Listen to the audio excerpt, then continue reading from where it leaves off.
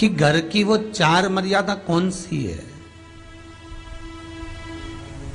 जिस मर्यादा में नारी रहे तो उस घर में संपदा नहीं घटती,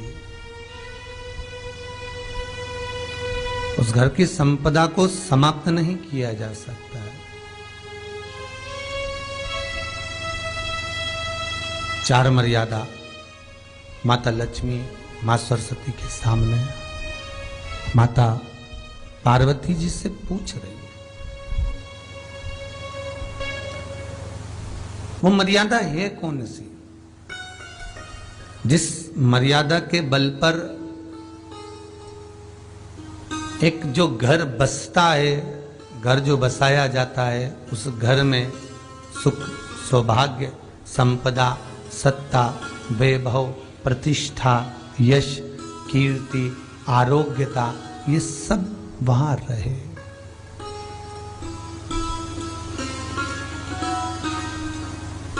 पहला, मां पार्वती ने माता लक्ष्मी को कहा, अतिथि देवो भव।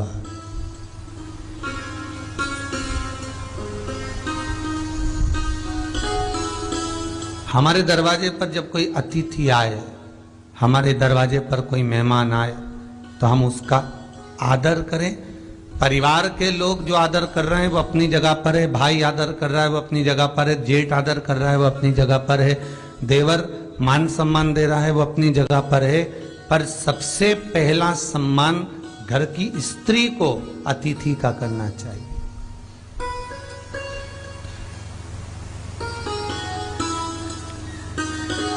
सास के मेहमान आ गए, पहचान वाले, बहुवन मालूम पड़े अपने कमरे में बैठी हुई है। मेहमानों ने आकर पूछ लिया, क्यों बहू नहीं दिख रही? बस आ रही होगी। सास गई, रसोई घर में से पानी लाकर पिला दिया। फिर मेहमानों ने पूछा, बहू नहीं दिख रही? बस आती होगी। 2 बार सास ने गिलास भी गिरा दिया कि एक आध तो आ जाओ रही ऊपर से, पर नहीं आई। जब सास ने चाय रख दी और चाय रखकर सास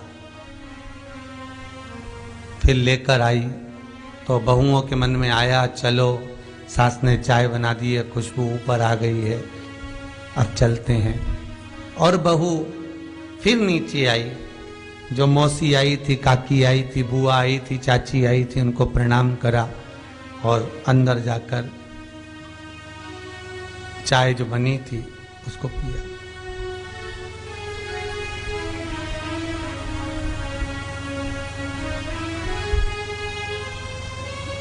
एक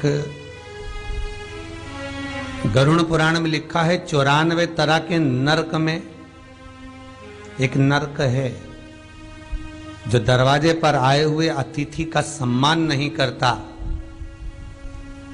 उसको जल नहीं पिलाता, उसका मान सम्मान नहीं देता, उसका आतिथ्य नहीं देता, उसके लिए भी एक नरक रखा गया है।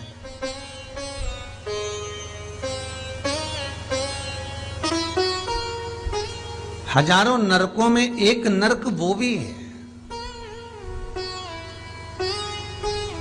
जिसका हमने आतिथ्य ना करा हो। मेरा बहुओं से निवेदन है, सास के रिश्तेदार आए तो आप उनका भी आदर करिए, और आपके रिश्तेदार आए तो आप उनका भी आदर करिए। जेठानी के रिश्तेदार आए तो आप उनका भी आदर करिए, और देवरानी के रिश्तेदार आए तो आप उनका भी आदर करिए। आप किसी न किसी रूप में जो अतिथि आया है वो न जेठ का है, न देवर का है, न वो सास का है, अतिथि घर का है। किसी एक व्यक्ति का अतिथि नहीं है।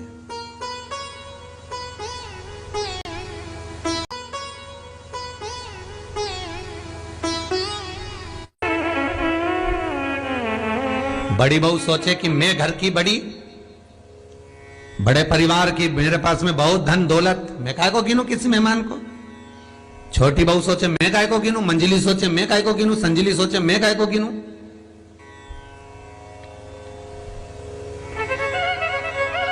तुम्हारे माँ बाप आए, सास अगर तुम्हारे पिता से, तुम्हारी माता से बात ना करे, देवरानी बात ना करे, जेठानी बात ना करे, तो तुम्हें कैसा लगेगा कि तुम्हारे माँ बाप आए और किसी ने सम्मान नहीं करा। उसी तरह सास के रिश्तेदार आए, तुम सम्मान नहीं करोगी तो उसको कैसा लगेगा। फिर तुम्हारे घर के आए, वो सम्मान ना करे तो तुम्हें कैसा लगेगा। आतिथ्य, घर में कोई भी आए वो सबके लिए। दूसरा क्रम बताया, घर के दरवाजे पर जो तुलसी का पौधा होता है, जीवन में सबसे पहले अगर दुख आता है, तकलीफ आती है, कष्ट आता है, बीमारी आती है, रोग आता है, कोई बड़ा घटना घटने वाली होती है, कोई बड़ा कष्ट आने वाला होता है, तो लक्ष्मी जी से माता पार्वती कह रही है, घर में जो तुलसी का पौधा होता है सबसे पहले घात उसी पर होती है। तुलसी का पौधा सूख जाता है, समाप्त हो जाता है, उसके डालियां मुरझा जाती हैं, नीचे लटक जाती है, मंजरी झुक जाती है, या तुलसी के कुंडे में जो मिट्टी है उसमें फफूंद पड़ जाती है।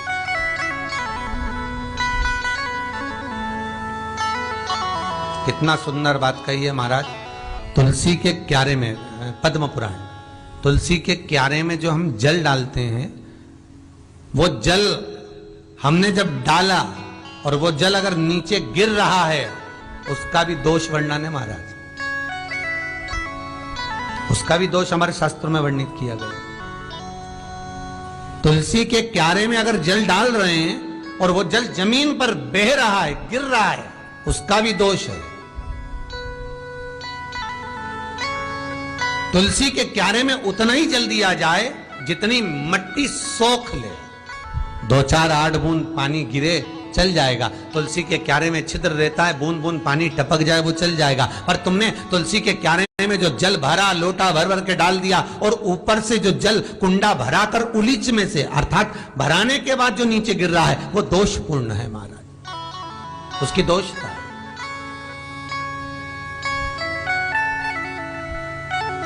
वो दोष देने वाला। तो लक्ष्मी से माता पार्वती जी कह रही हैं कि दूसरा क्रम है घर में वैभव, लक्ष्मी, संपदा, प्रतिष्ठा, यश, आरोग्य को पाने के लिए तुलसी के क्यारे की आराधना, तुलसी के कुंड को नमन करना कर सकते। तीसरा क्रम कहा, घर में चाहे नल लगा हो, चाहे आरओ का प्लांट लगाओ, पानी का, घर में छोटा छोटा आरओ प्लांट लगा रहता है, फिर भी घर के अंदर रसोई घर में एक छोटा सा मटका, मटका नहीं तो हंडा, हंडा नहीं तो बाल्टी, बाल्टी नहीं तो कलसा, पानी का भरा हुआ जो नारी रखती है, दूसरे दिन उस पानी को बाहर ढोल कर फिर वापस धोकर भर लेती है। मटका रोज धुलता है, हंडा रोज धुलता है, प्रतिदिन का। जितना जल उस पात्र में रहता है, भरता है, ऐसे ही घर में संपदा बढ़ती। 3 क्रम बता। चौथा, नारी के मस्तक पर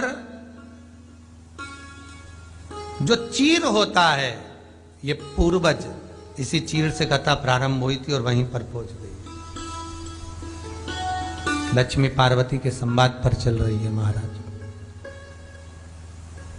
मस्तक पर जो चीर होता है, मस्तक पर जो वस्त्र होता है, वो वस्त्र पूर्वजों का, पितरों का, कुल देवी देवताओं का आशीर्वाद।